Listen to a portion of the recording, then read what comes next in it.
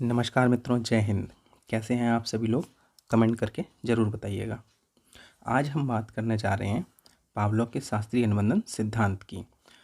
इस प्रयोग में हम ये देखेंगे कि पावलोव ने ऐसा कौन सा प्रयोग किया था कि ये जो कुत्ता है ये भोजन की जगह घंटी बजने पर अनुक्रिया करता है और घंटी बजने पर कुत्ते के मुंह में पानी आता है या वो ललचाता है। चलिए चलते हैं पावलोव के शास्त्रीय अनुबंधन सिद्धांत को समझने के लिए। पावलोव का सिद्धांत को हम समझें उससे पहले हम ये देख लेते हैं कि इस प्रयोग में, इस क्लास में हम क्या क्या सीखने वाले हैं या क्या क्या देखने वाले हैं। सबसे पहले हम देखेंगे पावलोव का परिचय, उसके बाद उनकी महत्वपूर्ण कृतियाँ, उसके बाद उनके सिद्धांतों के अन्य नाम जो हमसे परीक्षा में के दौरान पूछे जाते हैं और उनका प्रयोग क्या था, क्योंकि कुत्ते पर था ये तो आपने देख ही लिया है।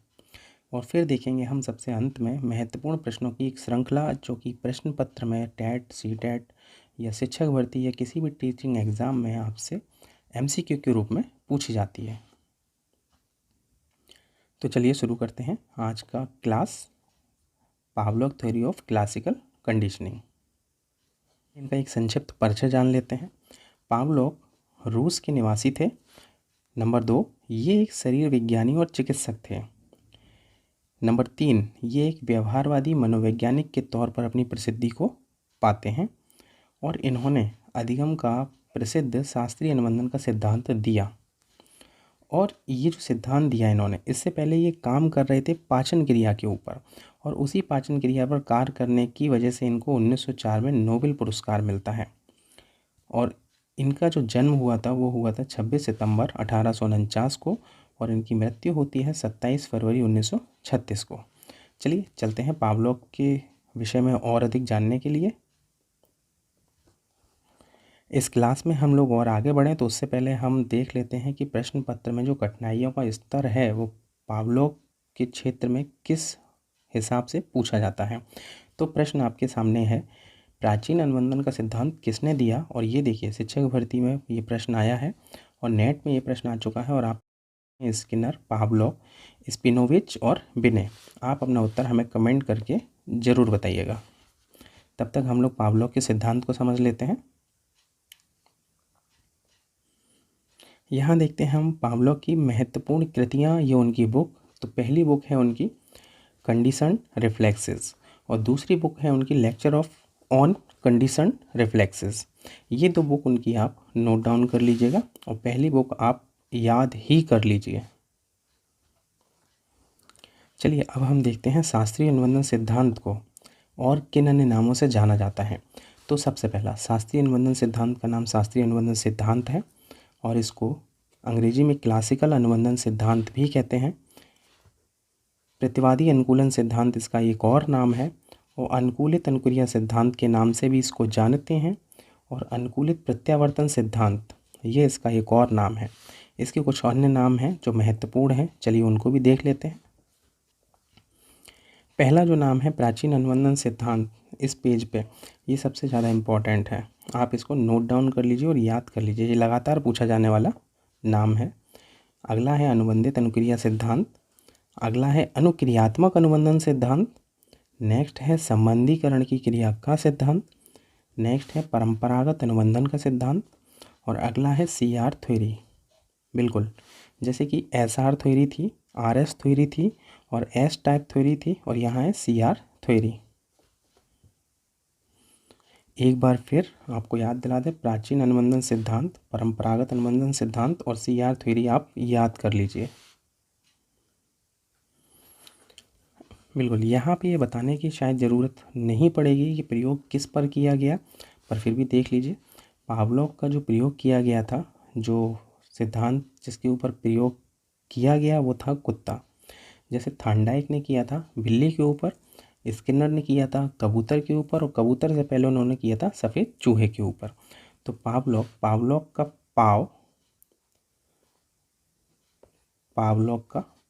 पाव खाता है कुत्ता। चलिए चलते हैं आगे इनके प्रयोग की तरफ। प्रयोग क्या हुआ उसको समझ लेते हैं। यहाँ पे प्रयोग समझें उससे पहले जो प्रश्न पूछा था उसका आंसर जान लेते हैं। प्राचीन अनुबंधन सिद्धांत किसने दिया? तो उसका उत्तर है पावलोव ने। चलिए अब इसका प्रयोग देख लेते हैं। पावलोव जी का ये प्रयोग क्या किया गया था। देखिए, पावलोव ने प्रयोग क्या किया था कि एक कमरा लिया था, उस कमरे में एक कुत्ते के ऊपर, जिसको निष्क्रिय भूमिका के तौर पर उन्होंने चुना और उसकी लार ग्रंथि में एक ट्यूब के माध्यम से लार ग्रंथि में ऑपरेशन करके उस ट्यूब को एक बीकर में डाल दिया और एक तरफ खुद अपने बैठने की व्यवस्था करते हैं और समय समय पे एक निश्चित समय पे भोजन की व्यवस्था करते हैं। और अपने प्रयोग के दौरान उन्होंने इसमें शामिल किया घंटी को एक अस्वाभाविक उद्दीपक के तौर पर। चलिए प्रयोग देख लेते हैं, प्रयोग के दौरान उन्होंने क्या किया था। क्लासिकल अनुबंधन सिद्धांत को भलीभांति समझने से पहले हमें ये जानना बहुत ज़रूरी है कि पावलोव क्या थे। एक रूसी शरीर वैज्ञानिक थे। वो अपना पाचक क्रिया के ऊपर दैहिकी का अध्ययन कर रहे थे। उस दौरान उन्होंने क्या नोटिस किया कि जो पाचन क्रिया के दौरान जो लार आ रही है कुत्ते की, वो उनका नौकर जब भोजन लेके आता है उसकी पदचाप सुनने पर भी लार दे रहा है। तब पावलोव ने सीखने का क्लासिकल सिद्धांत अनुबंधन का प्रतिपादन किया और इस सिद्धांत के अनुसार उन्होंने क्या किया प्रयोग के दौरान, वो चलिए अब समझ लेते हैं। तो उन्होंने कंडीशन रखी। एक पहली कंडीशन थी, कुत्ते को भोजन दिया जाता है और किसी भी भूखे जानवर को, इंसान को, प्राणी को अगर हम भोजन देंगे या उसके सामने ले जाएंगे तो उसके मुंह में जो लार है वो स्वतः आने लगेगी। तो स्वाभाविक उद्दीपक क्या है यहाँ पे? भोजन। तो जो लार आना क्या है? स्वाभाविक अनुक्रिया है, यानी कि रिस्पॉन्स। दूसरी कंडीशन में उन्होंने क्या किया कि भोजन की जगह उन्होंने घंटी को बजाया।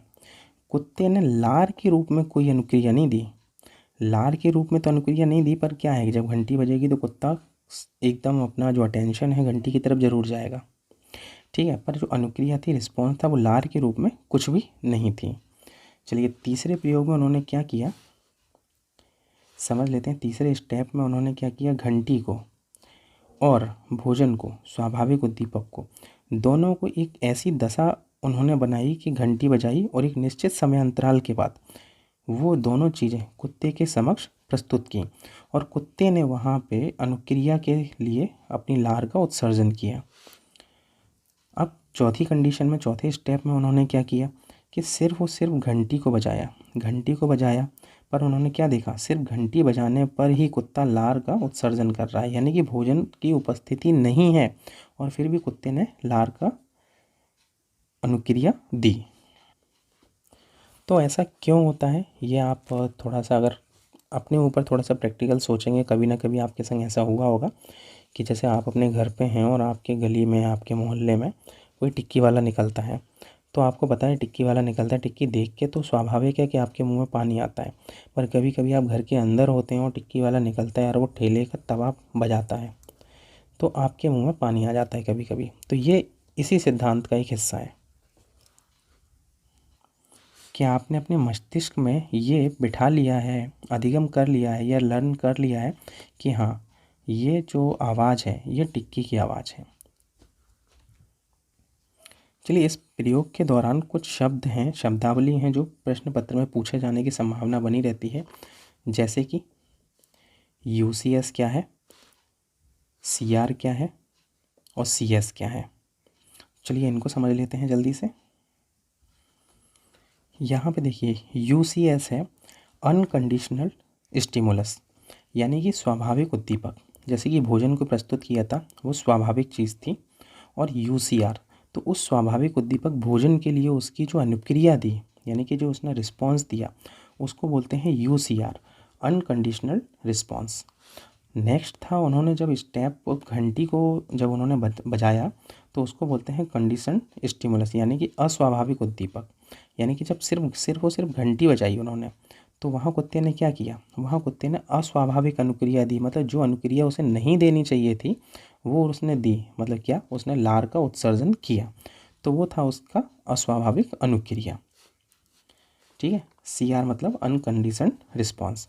अच्छा, ऐसा ही प्रयोग वाटसन महोदय ने, रेनर ने 11 माह के अपने बच्चे अल्बर्ट के संग किया था। चलिए आगे देख लेते हैं इसकी कुछ इम्पोर्टेंट विषय वस्तु। अच्छा, यहाँ पे एक बात हम आपको और ध्यान दिला दें, बताना चाहेंगे कि ये जो घंटी है और इस भोजन के बीच में जो एक आदर्श काल होगा वो होगा 5 सेकंड का। यानी कि घंटी बजाने के 5 सेकंड के भीतर अगर हम भोजन को उपस्थित करते हैं उस कुत्ते के सामने, तो वहाँ पे जो उसकी जो अनुक्रिया होगी वो सबसे बेस्ट होगी। ये एक आदर्श काल बोल सकते हैं। घंटी और भोजन एक दोनों उद्दीपकों के बीच वो होता है 5 सेकंड का। चलिए चलते हैं आगे। यहाँ देख लेते हैं मुख्य बिंदु, महत्वपूर्ण बिंदु क्या क्या है पावलोव के सिद्धांत के दौरान।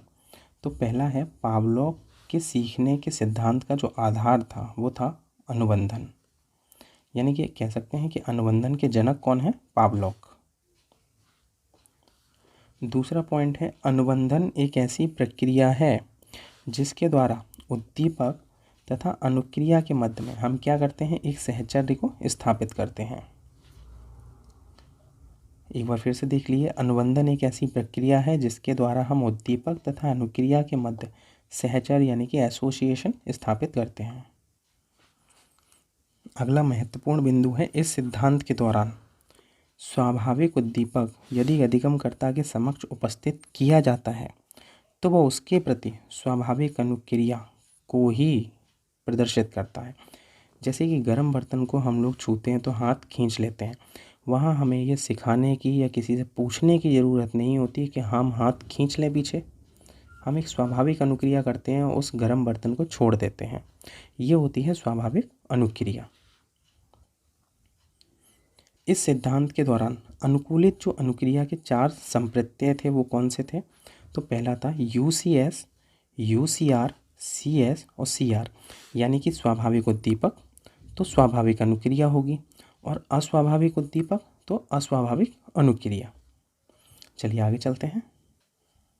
देखिए, CS और UCS ये हम आपको पहले ही ऊपर बता चुके हैं कि इनके मध्य जो अधिकतम आदर्श काल है वो 5 सेकंड होता है। यानी कि ये जो घंटी थी, घंटी बजी और भोजन हमने उपस्थित किया, तो इन दोनों के बीच में जो समय है वो 5 सेकंड से अधिक का नहीं होना चाहिए।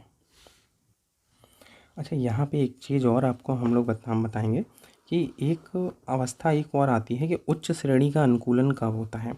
तो उच्च श्रेणी का अनुकूलन कब होता है? जब CS जो होता है, CS मतलब कि अस्वाभाविक उद्दीपक को अगर हम किसी और अस्वाभाविक उद्दीपक के संग जोड़ देते हैं और वही अनुक्रिया कुत्ता देता है तो वो होता है उच्च श्रेणी का अनुकूलन। यानी कि कहने का मतलब है कि कुत्ते के भोजन से पहले हम क्या कर रहे थे? घंटी को बजा रहे थे। वहाँ हम घंटी के संग अगर हम प्रकाश को, लाइट को और जोड़ देते हैं, अगर ठीक है लाइट को और जोड़ देते हैं तो लाइट के प्रति, प्रकाश के प्रति भी अगर कुत्ता वही अनुक्रिया करता है तो ये हो जाता है उच्च श्रेणी का अनुकूलन। यानी कि सीधा कहने का मतलब है, घंटी की सहायता से टॉर्च के प्रकाश पर भी अगर कुत्ता लार को उत्सर्जन करता है तो ये होता है उच्च श्रेणी का अनुकूलन। और यदि लगातार घंटी बजाने पर और भोजन न देने पर लार टपकाने की जो अनुक्रिया है वो गायब हो जाती है तो इस अवस्था को कहते हैं हम विलोपन। चलिए आगे चलते हैं।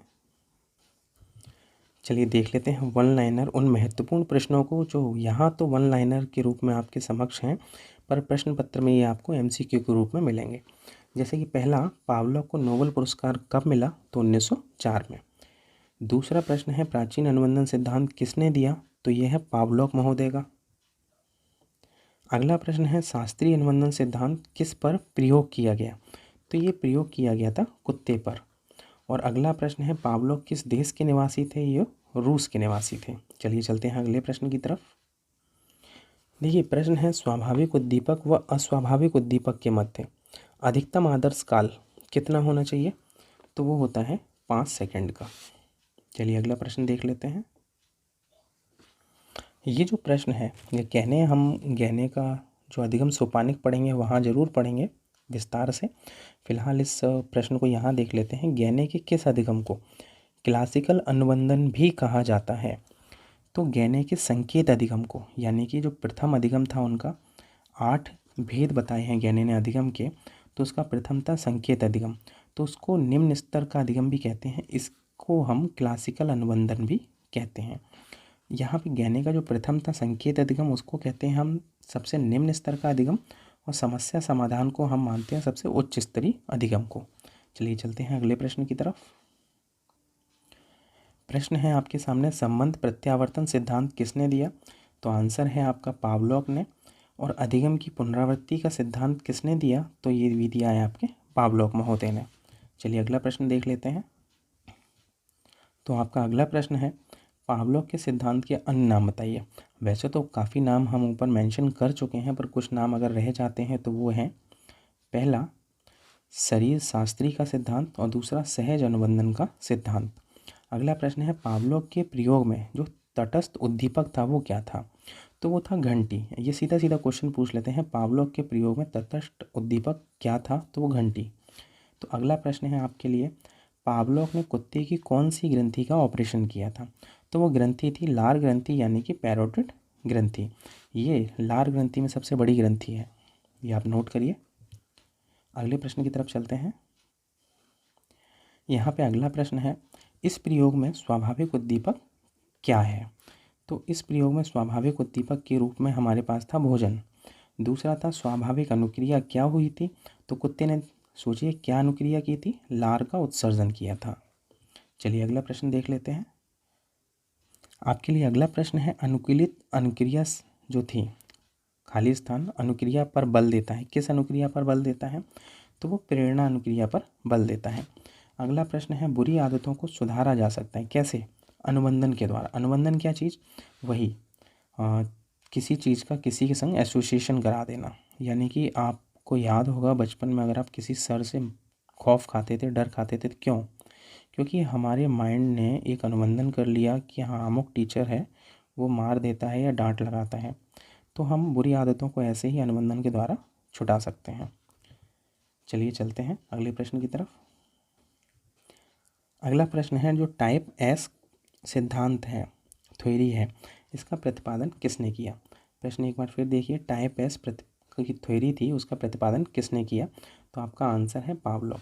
अच्छा, टाइप एस का प्रतिपादन किया पावलोव ने, और एस आर का किसने किया था? थॉर्नडाइक ने। आर एस सिद्धांत किसने दिया था? स्किनर ने। तो टाइप एस थ्योरी दी है पावलोव ने। अब अगला प्रश्न देखिए, ये आया है टेट 2018 सेकेंड शिफ्ट का प्रश्न है। प्रश्न क्या है, एक बालक काली गाय, काले कुत्ते से और काली वस्तुओं को देखकर डरने लगता है। इस प्रकार के अनुबंधन में क्या निहित है?